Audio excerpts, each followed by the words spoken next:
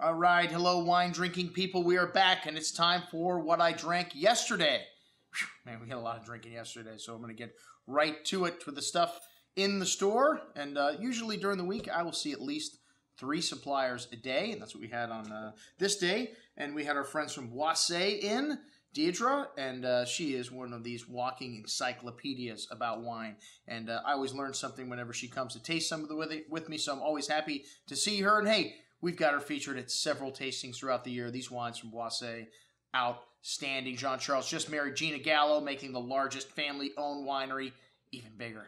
Man, there's some serious legal documents they've got to go through, I'm sure, when they got kids with inheritance and everything else like that. But, hey, everything in this portfolio is excellent. One of the things that the Boissets practice is biodynamic farming on all of their properties. They're changing them over if they're not the properties they own already farming organically or biodynamically. And one of the properties that these guys purchased in California is DeLoach Winery. This is kind of the crown jewel of all their properties now in California. DeLoach in the Russian River Valley. Well, this first wine we had was from, anyways, the Ritchie Vineyard, which most of you know maybe for Chardonnay. There's several people that make Ritchie Vineyard Chardonnay, Paul Hobbs, David Ramey, just to name a few.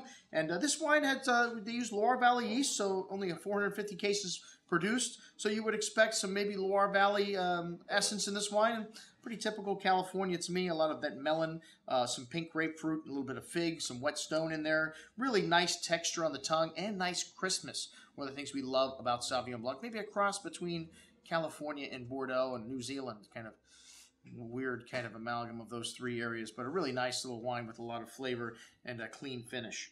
Okay, next up we have the Russian River Chardonnay OFS, outstanding.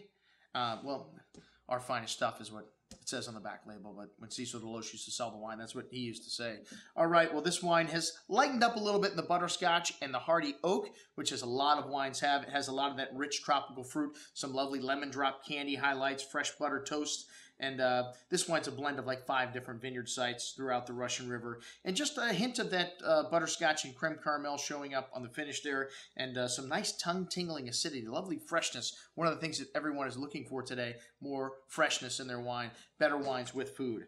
All right, and then up we had the OFS Pinot Noir. And this has been on our radar for years. It was back on our radar with the 07, one of my top picks a year ago. This 08, also a very good vintage for Chardonnay and Pinot in Sonoma. And this wine has a lovely black raspberry and strawberry fruit with fresh floral highlights on the nose and a nice hand of oriental spices. Very forward and seductive. One of the things we love about California Pinot Noir. And a hint of cola, that telltale sign that the wine is from the Russian River Valley.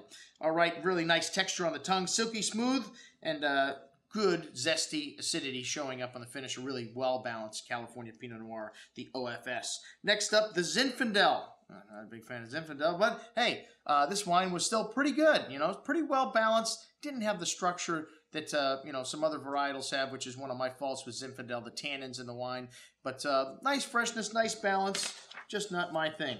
All right, hey, the Boissets also have some property in the Cotes de Rhone, or the Rhone Valley. We've got Louis Bernard is their winery there. The rosé from them was just delicious. This is something that, man, we don't sell a lot of rosé, but in the Rhone Valley, they make delicious rosé, Cinsault, Grenache, and Syrah blend. Lovely strawberry Jolly Rancher type candy with this type fruit, and lovely pretty floral notes also on the nose, and a lot of that nice ripe fruit on the tongue, but finishing very dry and refreshing. Man, a great little deal for $10.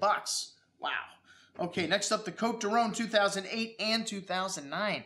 We showed a vertical selection of this. And 08 is nice. You get that lovely berry pie fruit that you get with Cotes de Rhone and the Rhone Valley wines from the south, and that little bit of Garrigue quality. The 09 was just multiplied times 2. This is a great vintage all over the Rhone Valley. Really impressive stuff for short money, $10. Hey, the Cotes de Rhone Village, a few dollars more, pretty similar, maybe had a little more earthiness to it, and kind of new saddle leather component also with that, but really nice at $12.25 for $2 more. You know, both of them, I would say, pretty comparable in quality, though, maybe just a plus better with the Village wine.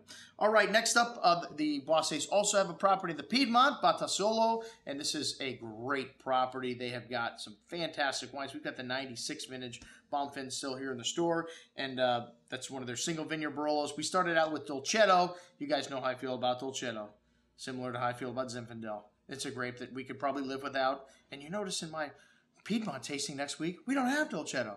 Oh, what a surprise. I wonder why. Okay, that's all I have to say about that. The Barbaresco Alba, Souverain, very nice. A lovely bouquet of dried flowers, dried meats, and some nice cherry fruit, a little bit of black truffle here. Also, one of the things I love about the Piedmont, that earthy component that you get out of the wines, and then lovely balance and lovely freshness here. A really nice little wine for $19.25. That's why I'm not crazy about Dolcetto, because the Barbero is about the same price and a much better varietal, much more age-worthy. All right, then we had the Barbaresco 2006 and the Barolo 2006. And man, if you guys want to know about these wines, come check out the Piedmont tasting next week. We'll be showing them both there. They'll both be available in the store because I'm bringing them in next week. They were both excellent. All right, well, that's what we had to drink with the Boisset folks. And up next, we've got a gentleman from Tuscany.